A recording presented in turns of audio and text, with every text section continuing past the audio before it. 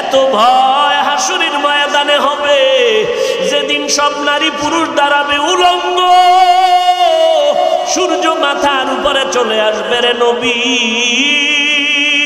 এই ভয়ে চোখের পানি ছেড়ে কান্না করি। আল্লাহ জান্নাতের সুসংবাদ দিয়েছেন। আল্লাহ যদি আমার কোনো আমলে বেজার হয়, টিকিটটা যদি ক্যান্সেল হয়ে যায়, আমি আল্লাহর জাহান্নামের আযাবে জ্বলতে হবে। একটা সেকেন্ডের আযাব সহ্য করার শক্তি আমার হবে না। ওভার ডিউটি করার কারণে আল্লাহ বান্দাকে বেশি বেশি মহব্বত করেন। এরে নবীর উম্মতের দল, আবু বকর জান্নাতের টিকিট পাইয়াও মাওলার মহব্বতে কি পরিমাণ সময় দেন। একদিন একটা বকরির বাচ্চা হাতের মধ্যে নিয়ে কয়, রে বকরির বাচ্চাটা, তুই অনেক ভালো, আমি আবু বকরের অন্তরে বড় ভয়। তুই বড় হবি, বনি আদমরা তোরে খেয়ে কেটে ইবাদতে শক্তি অর্জন করবে, আর আমি আবু বকরের সামনে আজরাইল, আমার সামনে ওই অন্ধকার কবর। আজ আমার সম্মান আত্মীয়তার কোনো অভাব নাই, আমার ডানে বামে ভক্তবৃন্দের অভাব নাই, কিন্তু আমার সামনে যেদিন মরণের জন্য আজরাইল এসে হাজির হয়ে যাবে, আমার জামা কাপড় খুলিয়া তিনটা সাদা কাপড়ের প্যাকেট বানায় অন্ধকার কবরে রেখে সবাই চলে যাবে। জানা নাই কত হাজার বছর ওই কবরে আমার কাটাইতে হবে। হাসরের ময়দানে উঠতে হবে, আমার আল্লাহর আদালতে দাঁড়াইয়া হিসাব দিতে হবে। ও বকরির বাচ্চা, তোমার তো হিসাব নাই, জান্নাত নাই, জাহান্নাম নাই। আমি আবু বকরের ভয়, আমার উপরে জান্নাত, এক পার্শ্বে জাহান্নাম। আল্লাহ যদি আমাকে দয়া না করেন, আমি জান্নাতের দরজায় যেতে পারবো না। মদিনার নবী বলেন, 500 বছর ইবাদত করনেওয়ালাকে আল্লাহ একদিন হাসরের ময়দানে ডেকে বলবেন, এ ইবাদত করনেওয়ালা, তুমি জান্নাত চাওনি? বলে চাই। কেমনে চাও? আমি মাওলার দয়া নাকি ইবাদত? কয় ইবাদত, আমার আপনার দয়া নয়। এই ইবাদত করনেওয়ালাকে একটু সাইডে নিয়ে দাঁড় করাও। কিছু দূর নিয়ে বসায় রাখা মাত্র হঠাৎ দেখবে শরীরের মধ্যে গরম তাপ আসতেছে, জাহান্নামের আগুনের গরম, সূর্যের গরম। হঠাৎ কলিজা শুকায় যাবে, পানির পিপাসা লাগবে, জিজ্ঞাসা করবে, একটু আমাকে পানি দাও। আল্লাহ বলবে, ফেরেশতা এক গ্লাস পানি নিয়ে তার সামনে ঘুরো। ফেরেশতা পানি নিয়ে বলবে, নাও, কার পানি লাগবে? 500 বছরের ইবাদত করনেওয়ালা বলবে, আমাকে একটু পানি দাও। এমনি দিব না। কেমনে দিবা? বলে, বিনিময় দেওয়া লাগবে। এক গ্লাস পানি আমার বিনিময়ে যদি দাও, 500 বছরের ইবাদত হলো আমার এক গ্লাস পানির দাম। আল্লাহর বান্দা বলবে, আমি আগে জীবনটা বাঁচায় নেই, আগে আমারে পানি দাও, ইবাদত নিয়ে যাও 500 বছরের। এবার পানির পিপাসা মিটবে না, বলবে, আরেকটু পানি দিবানি? কয় ইবাদত দাও, দিব। কয় ইবাদত নাই। কয় পানিও নাই। এই অবস্থায় বান্দা মাওলার দরবারে সিজদায় পড়ে বলবেন, ও দয়ার মালিক, দয়া করে মাফ করে দাও। এক গ্লাস পানির দাম যদি 500 বছরের ইবাদত দিতে হয়, এই জীবনে তো কম পানি পান করি নাই, এই জীবনে তো কম পানি অপচয় করি নাই। চিন্তা ভাবনা করে যে ফলাফল আসলো, তোমার দয়া আর রহমত ছাড়া জান্নাত পাওয়া যাবে না। জিন্না ওয়াল ইনসা ইল্লা লিয়াবুদুন।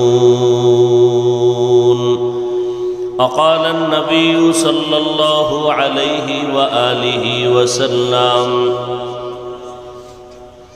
لا طاعة لمخلوق في معصية الخالق أو كما قال النبي عليه الصلاة والسلام صدق الله مولانا العظيم صدق رسوله النبي الأمي الكريم ونحن على ذلك من الشاهدين والشاكرين والذاكرين والحمد لله رب العالمين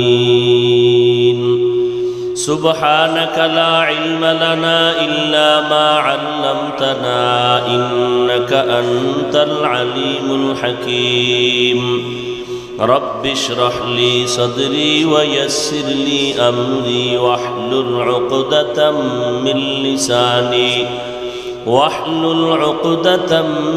لساني يفقه قولي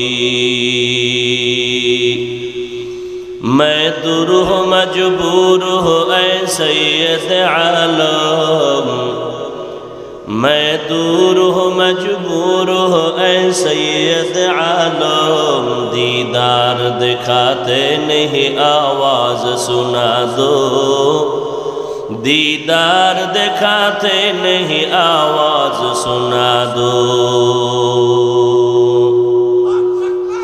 मैं सूरत यूसुफ को नहीं चाहने वाला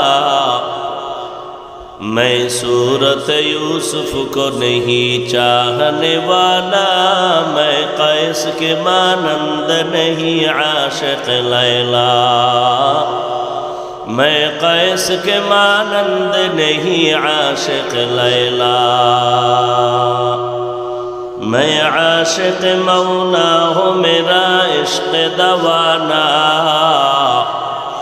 मैं आशिक मौला हूँ मेरा इश्क दवाना ये जुमला जहाँ जिसकी तजल्ली से उजाला ये जुमला जहाँ जिसकी तजल्ली से उजाला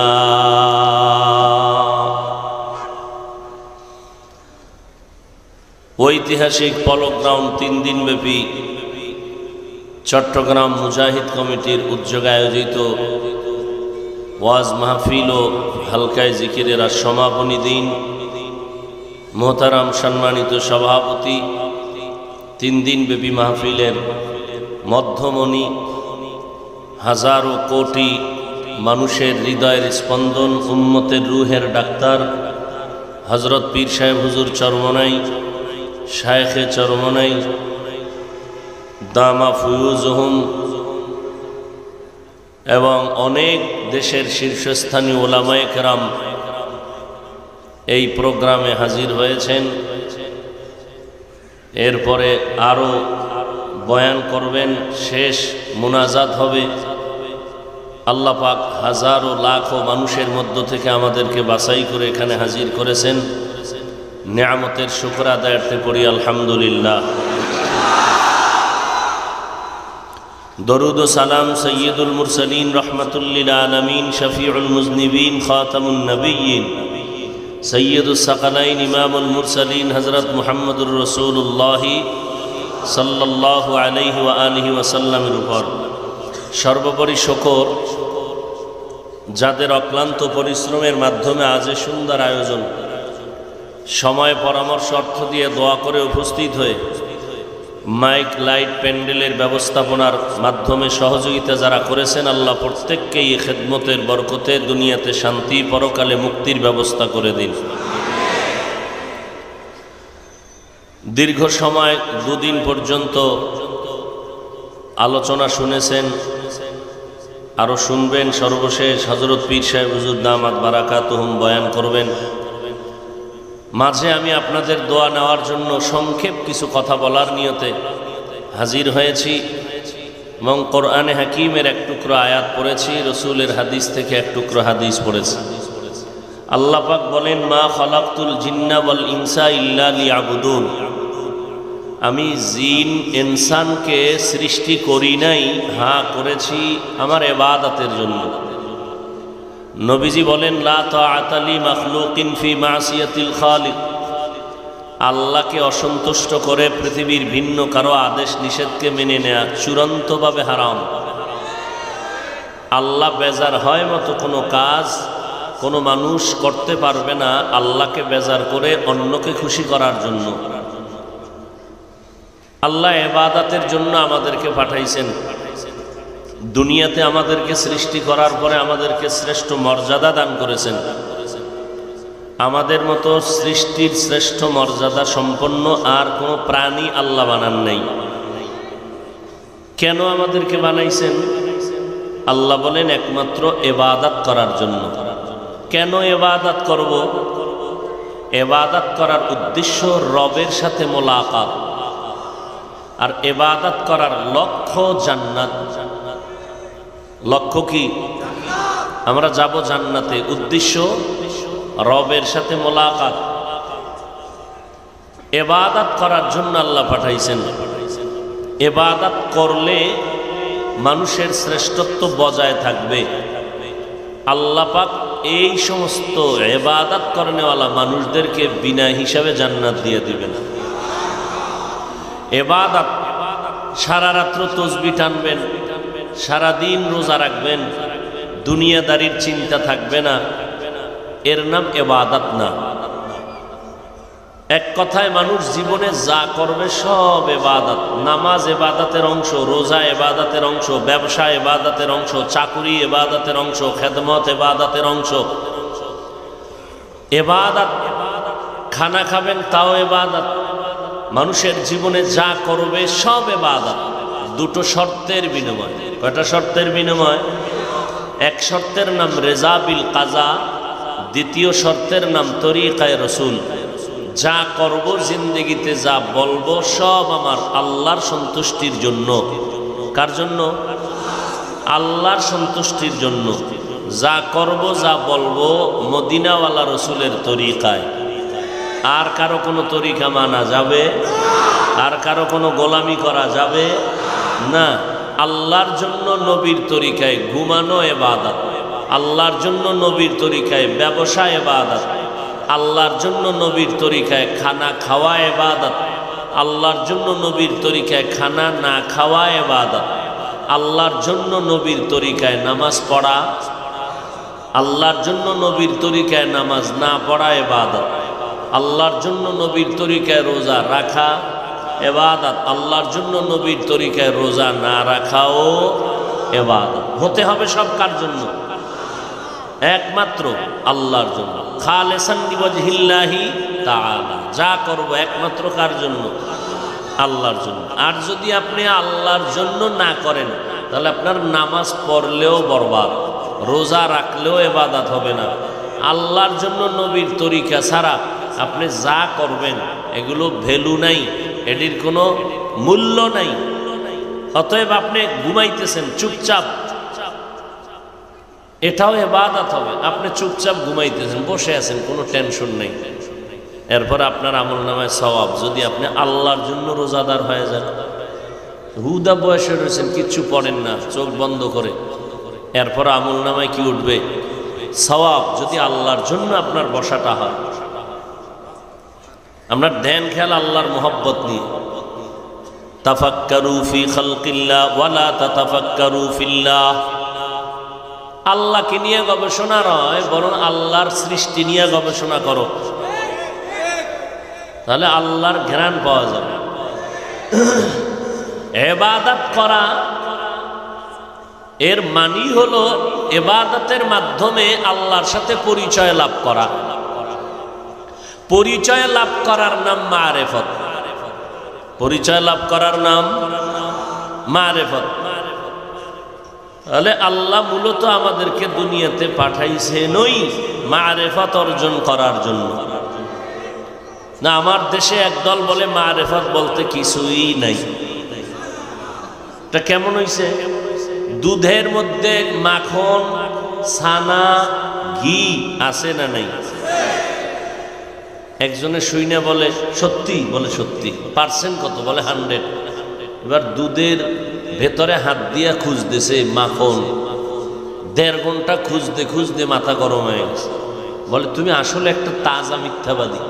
আমি 1.5 ঘন্টা খুঁজলাম, দুধের ভেতরে এক চিমটি মাখন নেই। এখন ওই লোকের কথা আপনি মিথ্যাবাদী? দুধে মাখন আছে, দেখা যায়, ধরা যায়, বের করার সিস্টেম আছে না নেই? ঠিক আল্লাহর ইবাদতের মধ্যেই মারেফত। দেখাও যায় না, ধরাও যায় না। বলে দুধের মধ্যে মাখন আছে, দেখাও যায় না, ধরাও যায় না। বের করার সিস্টেম, বের করার সিস্টেমের নাম মুজাহাদা। বের করার সিস্টেমের নাম মুজাহাদা করো, প্রচেষ্টা চূড়ান্ত। ঠিক শরীয়তের মধ্যে আল্লাহর মারেফত আছে। মারেফত খুঁজতে থাকো, মেহনত করো, মুজাহাদা করো, মুরাকাবা করো, মুশাহাদা করো। এক সময় দেখবা মারিফতের দরজা খোলা, একটা দৌড় দিয়ে দেখবা রবের সাথে মোলাকাত হয়ে গেছে। কথা বুঝেননি? ঢাকা অদূরে একটি জেলার নাম গোপালগঞ্জ, আমার সোনার বাংলাদেশের একটা জেলা। গোপালগঞ্জের একটা থানার নাম টুঙ্গিপাড়া। টুঙ্গিপাড়া থানায় রাজনৈতিক অনেক নেতারা যায় জিয়ারতের জন্য। স্বাধীনতার স্থপতি মরহুম শেখ মুজিবুর রহমান সাহেবের মাজার জিয়ারত। ঠিক তার 2-4 কিলোমিটার পাশেই জগৎ বিখ্যাত ওলিয়ে কামেল আল্লামা শামসুল হক ফরিদপুরি রহমতুল্লাহ আলাই সেখানে আছেন। কপাল খারাপ, এরা ওখানে যায়, কিন্তু দেশের অধিকাংশ মানুষ জানে না যে এত বড় বুজুর্গ সেখানে আছেন। সেখানে যাওয়ার ভাগ্য হয় না। শামসুল হক ফরিদপুরিকে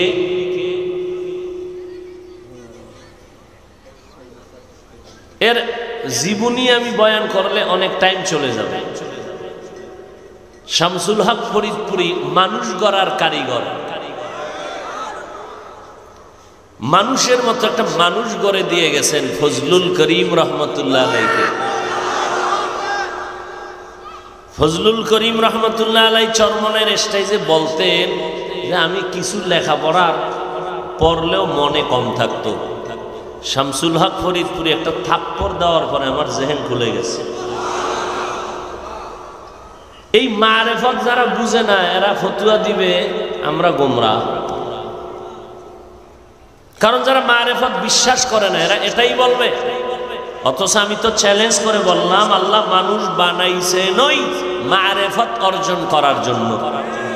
দলিল দলিল আমার এই আয়াত, ওয়ামা খালাকতুল জিন্না ওয়াল ইনসা ইল্লা লিয়াবুদুন মা খালাকতুল জিন্না ওয়াল ইনসি বাখা জুজ ইবাদাত নিস্তে মাকসুদ আজ্জাহা।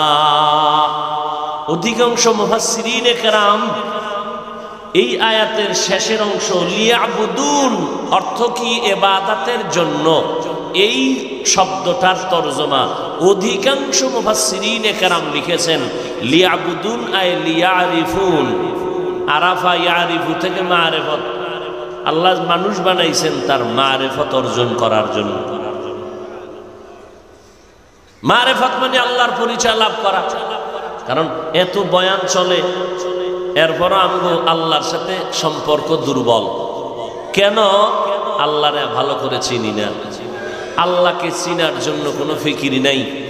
আল্লাহ চিনার ফিকিরের মজলিস হলো এই মজলিস। এখানে আপনি টাকা চিনাবে না, বাড়ি গাড়ি চিনাবে না, এখানে কি চিনাইব? আল্লাহকে চিনাই দিবে, আল্লাহর সাথে সম্পর্ক জোড়ায় দিবে। এখানে আল্লাহ পরিচয় ছাড়া আর কোনো আওয়াজ নাই। আল্লাহকে চিনো, আল্লাহকে। হযরত আলী রাসূলের সাহাবী, 10 বছর বয়স, নবীর হাতে গিয়া কালেমার দাওয়াত গ্রহণ করলেন। নবী দোয়া করে দিলেন আলীর জন্য। অল্প বয়সে আল্লাহ পাকে এত ইলম দান করেছেন। এখন আলী আল্লাহর পরিচয় এত পরিমাণ পেয়ে গেলেন যে এখন দুনিয়ার সাথে তার কোনো সম্পর্কই নেই। পায়ের মধ্যে তীর ঢুকে গেল যুদ্ধের ময়দানে, তীরটা টানতেছে, উঠানো যায় না। নামাজে দাঁড়ায় গেলেন।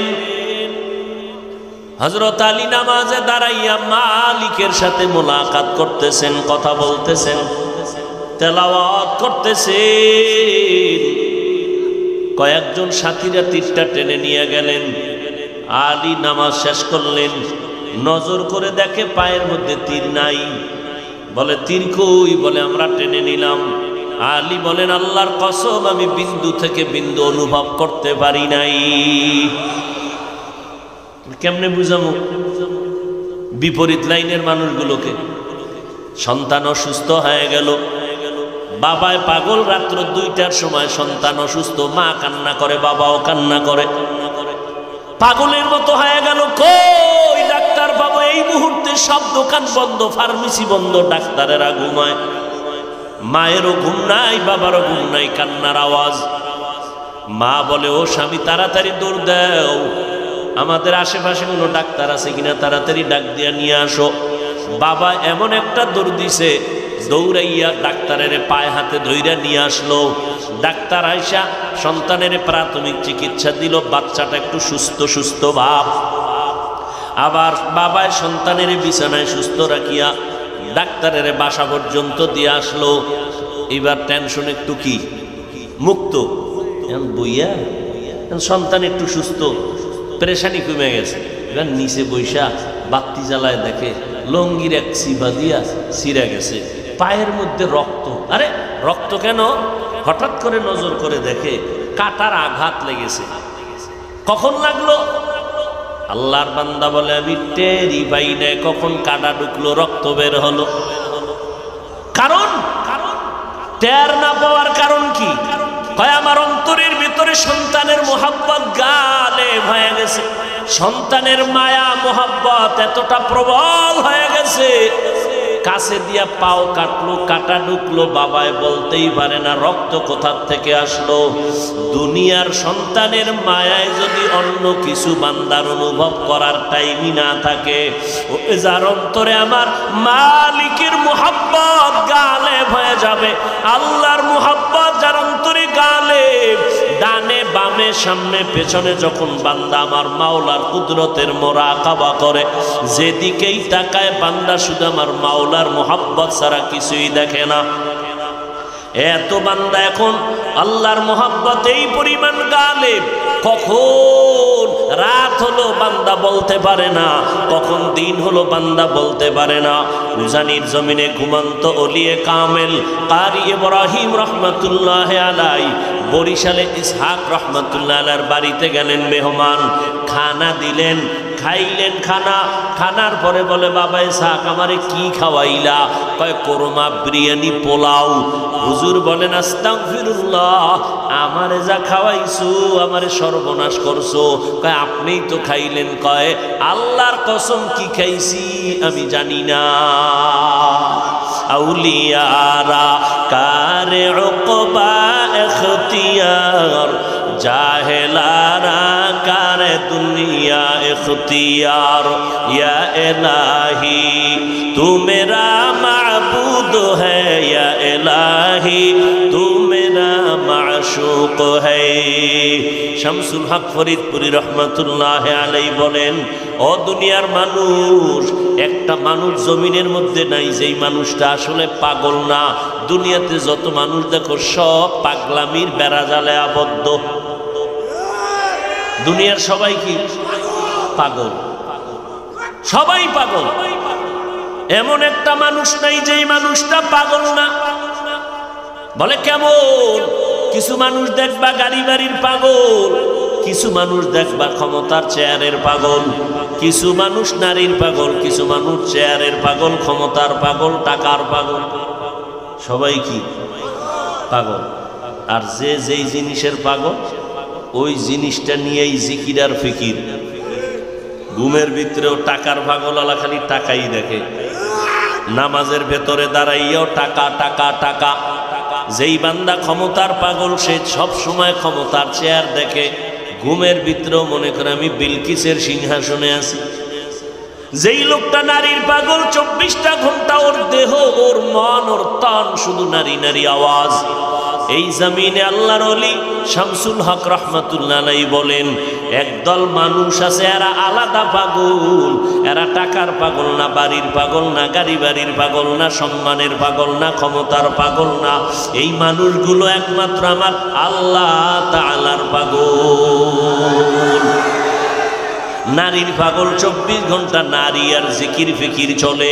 যেই লোকটা গাড়ির পাগল 24 ঘন্টা গাড়ির জিকির ফিকির চলে। যেই লোকটা ক্ষমতার পাগল 24 ঘন্টা ক্ষমতার জিকির ফিকির চলে। এই জমিনে যারা আমার মাওলার হাকিকতে পাগল হবে, ওই লোকটার 24 ঘন্টা জবানে অন্তরে রুহের ভেতরে শুধু আমার আল্লাহরে নিয়ে জিকির আর ফিকির চলে। ওই বান্দা যেদিকেই তাকে আমার আল্লাহকে তালাশ করে। ওই বান্দা ঘুমাইতে গেল আমার আল্লাহর স্মরণ করে, বান্দা হাঁটতে গেল আমার আল্লাহর স্মরণ করে। দুনিয়ার সব পাগলেরা সব বিষয় জিকির ফিকির নিয়ে চললে দোষ নাই। আল্লাহর পাগলেরা আল্লাহর জিকির করলে বলো কেন অন্যায় হবে? আশেকারা মিল্লত মযহব খুদাস্ত, আশেকারা মিল্লত মযহব জুদাস্ত। আল্লাহর ইশকের নাম আগুন। আল্লাহর ইশকের নাম কি? এটা এমন আগুন যে দুনিয়ার সব আগুন থেকে বড়। দুনিয়াতে যত আগুন আছে সেই আগুনকেও নিভাইয়া দেয় আল্লাহর ইশক ও মুহাব্বতের আগুন। আর এই ইশক আর মুহাব্বত তৈরি হবে আল্লাহর ইবাদতের দ্বারা। কিসের দ্বারা? ইবাদত। আল্লাহকে পাওয়ার মুজাহাদা, চেষ্টা করা, ধ্যান করা, যে নামাজটা পড়লাম কেন? আমার আল্লাহর সাথে কথা বলার জন্য, আল্লাহর সাথে মোলাকাতের জন্য আমার নামাজ। আল্লাহর পরিচয় যখন এসে যাবে তখন বান্দার সাথে দুনিয়ার সম্পর্ক থাকবে না, তখন তার লকব ইবাদত। আর ইবাদতের নিয়ম কানুন পদ্ধতি শিখার জন্য লাগবে ওলামায়ে আহলে হক, ওলামায়ে। এই জন্য আল্লাহ ওয়ালাদের কাছে যাওয়া, কারণ তাদের কাছে যে আল্লাহ পাওয়ার দিছেন, এই পাওয়ার সাধারণ মানুষের কাছে। ওয়ামা খালাকতুল জিন্না ওয়াল ইনসা ইল্লা লিয়াবুদুন।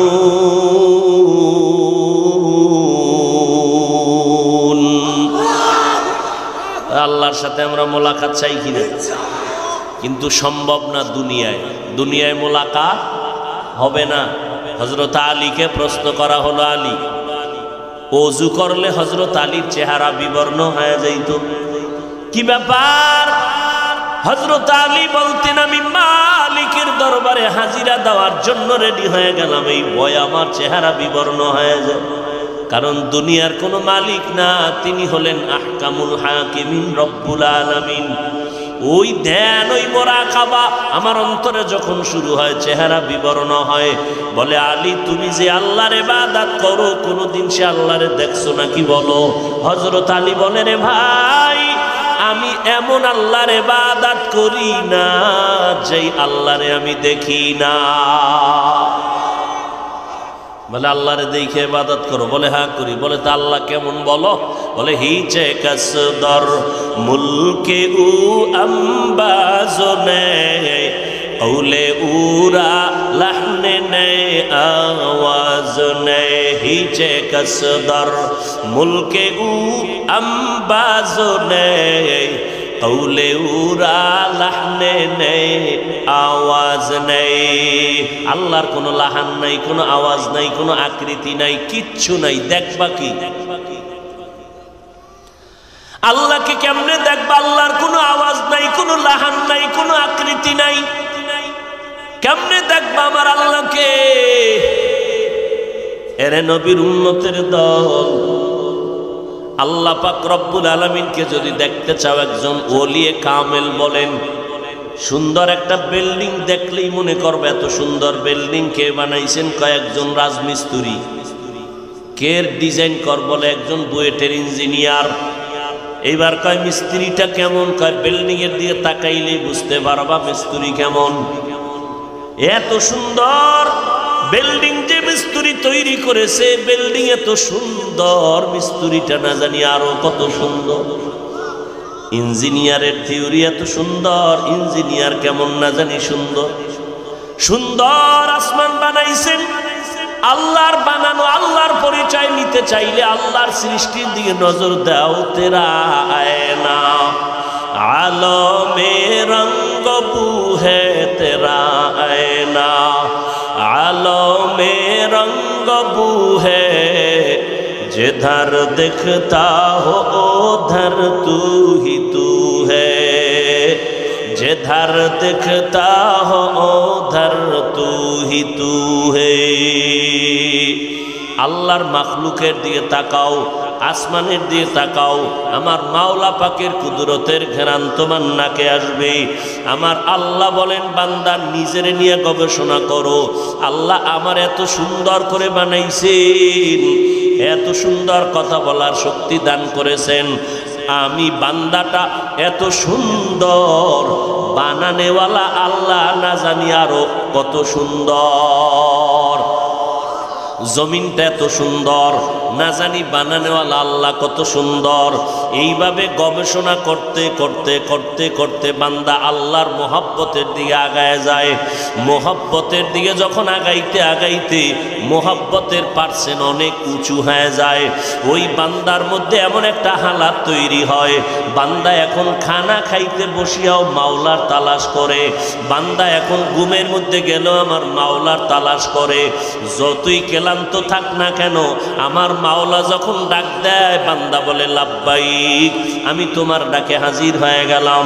গভীর রাতে সবাই ঘুমায়, আল্লাহর আশিকেরা ঘুমায় না।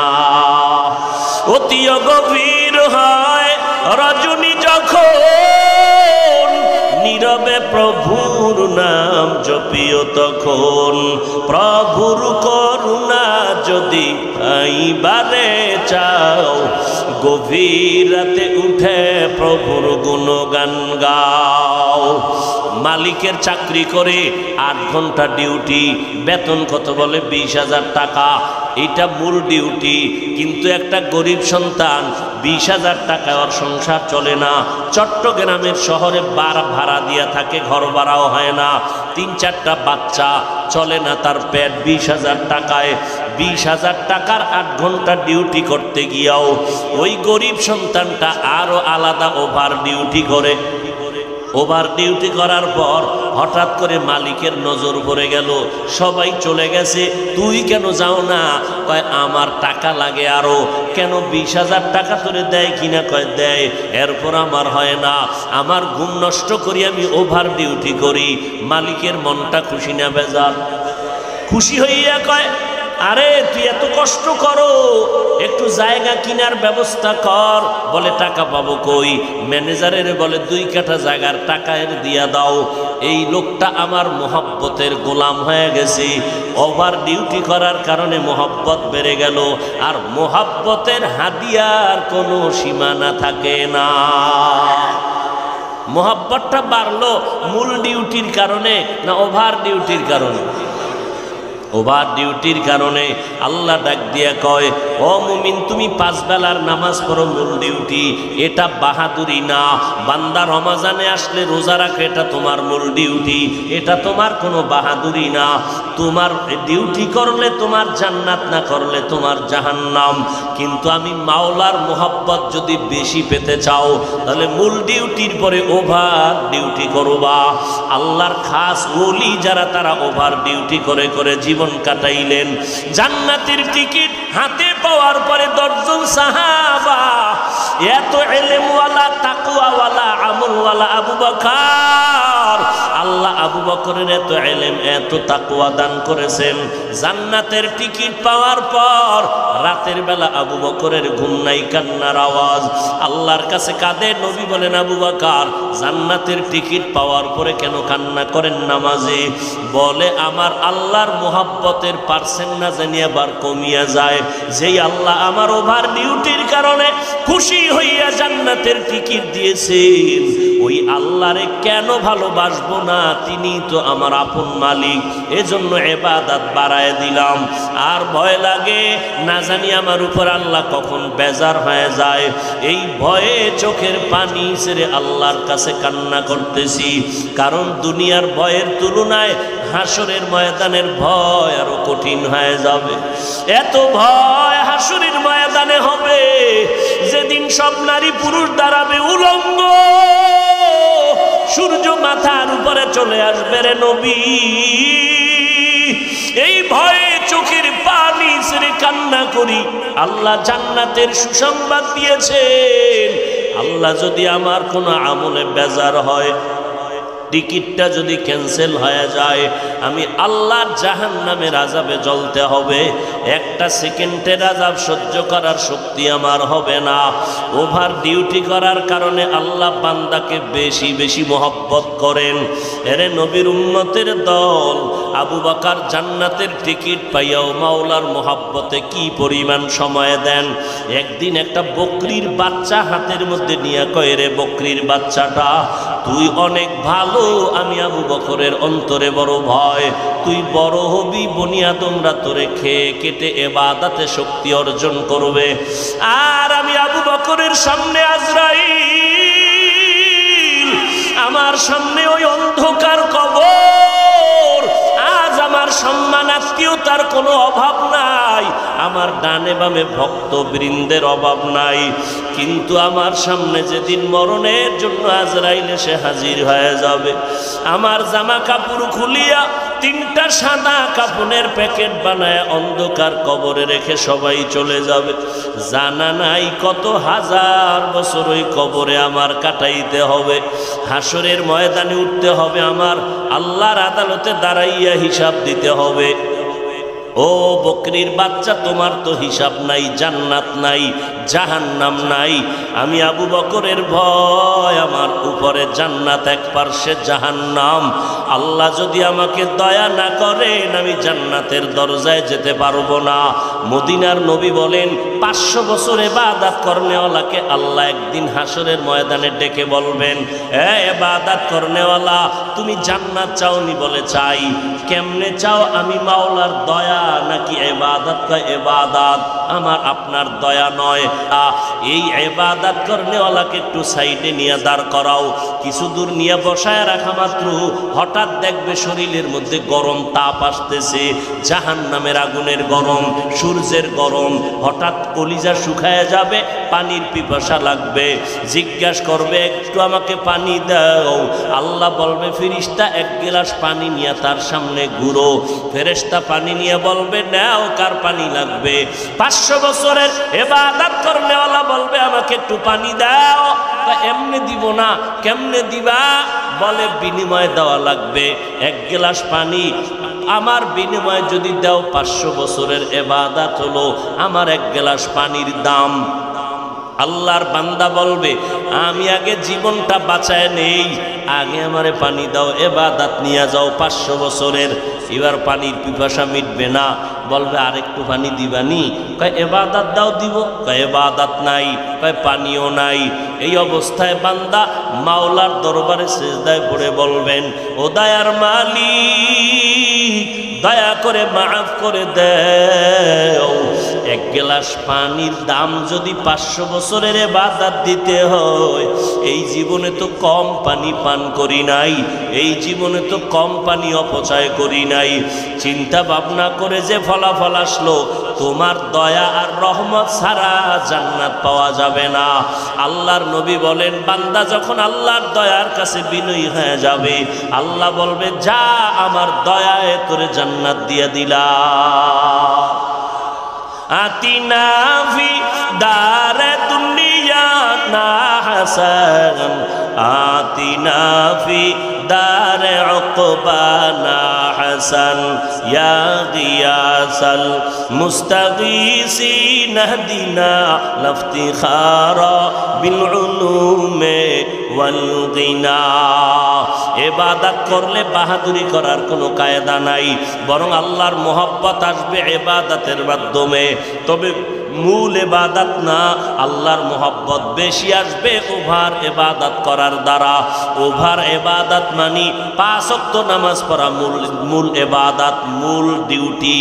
ইশরাক, আওয়াবিন, চাষ, তাহাজ্জুদের নামাজ ওভার ডিউটি। রমাজানের রোজা রাখা মূল ডিউটি, অন্য সময় রোজা রাখা ওভার ডিউটি। যেই বান্দা ওভার সময় দিয়ে আমার আল্লাহর ইবাদত করবে, আমার আল্লাহ তাকে এমন আলাদা পাওয়ার দান করবেন যেই পাওয়ার সাধারণ কোনো মানুষ পাবে না। এই জন্য আল্লাহর নবী পর্যন্ত যার গুনাহ নাই, ওই নবী সারা রাত ইবাদতে কাটায় দিয়েছেন। আল্লাহর ইবাদত করি আবার কান্না করেছেন। আবু বকর কান্না করেছেন, কারণ আপনি আমি ইবাদত করি কিন্তু বাহাদুরি করার সুযোগ নাই। যারা জান্নাতের টিকিট পেয়ে গেলেন, এরপরও তারা জীবনভর কান্না করেছেন। আপনার আমার কোনো এলেম নাই, আমল নাই, ইবাদত নাই। হিসাবটা যদি একটু চিন্তা করে দেখি, হিসাব মিলাইতে থাকি, আমার এই 40-50 বছরে জীবনে যেইভাবে নামাজ পড়া দরকার, একটা দিনও সেইভাবে আল্লাহকে সেজদা দিতে পারি নাই। যেই সেজদা দিলে আল্লাহ কুদরতের কদম আমার কপালে ঢুকাইয়া দিবেন, ওই খেয়ালে আমি সেজদা দিতে পারি নাই। যেইভাবে আল্লাহরে ডাকা দরকার আমার আল্লাহ শুনবেন ওইভাবে ডাকতে পারি নাই। ডাকতেছি, জবানে জিকির করতেছি, আবার গীবত শেখায়াত মিথ্যা কথা বলতেছি, অন্তরে কিবির হাসাদ হিংসা নিয়ে চলতেছি। এই জন্য ইবাদত যাও করলাম মনে হয় যেন তারও কোনো অস্তিত্ব আল্লাহর কাছে নাই। অতএব আমাদের কি পরিমাণ কান্না দরকার। আম্মা জান আয়েশা রাদিয়াল্লাহু আনহা বলেন, নবীজি আমার রুমের মধ্যে বসে কান্না করতেছেন। আম্মা জান আয়েশা বলেন, নবী কেন আপনি কাঁদেন? আমি আয়েশার কোনো বেয়াদবির কারণে। আল্লাহর নবী বলেন, না আয়েশা তুমি কি বেয়াদবি করবা? আম্মা জান বলেন, নবী আমার 6 বছরে আপনার সাথে আমার বিবাহের বন্ধন হলো, 9 বছরে আমি আপনার ঘরে আসলাম। 18 বছর যখন আম্মা জানের বয়স, নবী দুনিয়ার থেকে বিদায় হয়ে গেলেন। আমার অল্প বয়সে না জানি আপনার সাথে কোনো বেয়াদবি হয়ে গেল। আমার নবী বলেন, না রে আয়েশা, আমি কান্নার কারণ হাসরের ময়দানে ভয়ঙ্কর হালাতের কথা আমার অন্তরে জমা হয়ে গেল। এমন কঠিন অবস্থা হবে সেদিন নবীরা পর্যন্ত যাদের গুনাহ নাই নাফসি নাফসি বলে কান্না করবে। ওই সময় আম্মা জান আয়েশা বলেন, নবী সমস্ত নবীরা যদি কান্না করেন উম্মতের ভুলিয়া নিজেদেরকে বাঁচানোর জন্য, ও নবী আপনি তখন কি করবেন? দু জাহানের সরদার মায়ার নবী বলেন, আয়েশা ওই সময় আমি আমাকে বাঁচানোর চিন্তা করব না, আমি আমার মাওলার দরবারে মাকামে মাহমুদে সিজদায় পড়ে কাঁদবো আর বলবো, আল্লাহ আমার উম্মতের বাঁচাও, আমার একটা উম্মত যেন জাহান্নামে না যায়। ও পর্দার আড়ালের মা বোনেরা, আপনারা তো হাফেজে কোরআনের মা, আউলিয়ায়ে কেরামের মা, আম্বিয়ায়ে কেরামের মা, আসাত আল্লাহওয়ালাদের মা। আপনারা নবীর স্ত্রী আয়েশা রাদিয়াল্লাহু আনহার মতো নারী, খাদিজা রাদিয়াল্লাহু আনহার মতো নারী, ফাতেমা রাদিয়াল্লাহু আনহার মতো নারী। ফাতেমা নবীর এত আপন আদরের কন্যা, চতুর্থ কন্যা, সর্বশেষ। যেই ফাতেমা রাদিয়াল্লাহু আনহার কারণে আজকে নবীর আওলাদ এই জমিনে এখনো জিন্দা। ফাতেমা রাদিয়াল্লাহু আনহা বলেন, ইন্তেকালের আগে বলে, ও স্বামী আমার আলী, আমি ইন্তেকাল হওয়া মাত্র আমার জানাজাটা ঘরের মধ্যে দিয়ে দিও, বাইরে নামাবা না। কারণ আমার দেহ দুনিয়ার কোনো বেগানা দেখে নাই। ইন্তেকালের পরে যদি কেউ দেখে মন্তব্য করবে, মুহাম্মদের কন্যা ফাতেমার শরীরটা এত লম্বা এত মোটা ছিল। আমি এই মন্তব্যের পেছনেও যেতে চাই না। এরে নবীর উম্মতের দল, আমার মায়ার নবী যদি কান্না করতে পারেন, সাহাবায়ে কেরাম কান্না করতে পারেন, এই ময়দান বড় দামি কান্নার ময়দান, আল্লাহওয়ালাদের ময়দান, আল্লাহর মারিফত অর্জন করার ময়দান। এক ফোঁটা চোখের পানি ফেলতে পারলে আল্লাহ মারিফতের দরজা খুলে দিবেন। আল্লাহর কাছে চোখের পানি না আসলে বাহানা করলেও সওয়াব। আল্লাহকে যদি বলতে পারি অন্তর দিয়া, ও দয়ার মালিক, এই ময়দানে তুমি দয়া করে নিয়ে আসো, অন্তত আমাদের অন্তরে সবার হেদায়াতের নূর দান করো, তোমার মারিফতের নূর অন্তরে দান করো, তোমার ওলিদের নেক নজর নিয়ে যাওয়ার তৌফিক দান করো। যেই ইবাদত করলে তোমার মোলাকাত সহজ হবে, ওই ইবাদত করার আমাদের তৌফিক দান করো। আল্লাহ আমাদের সবাইকে সঠিকভাবে নবীর তরিকায় ইবাদত করে আল্লাহর মারিফত অর্জনের তৌফিক দান করেন। আমিন।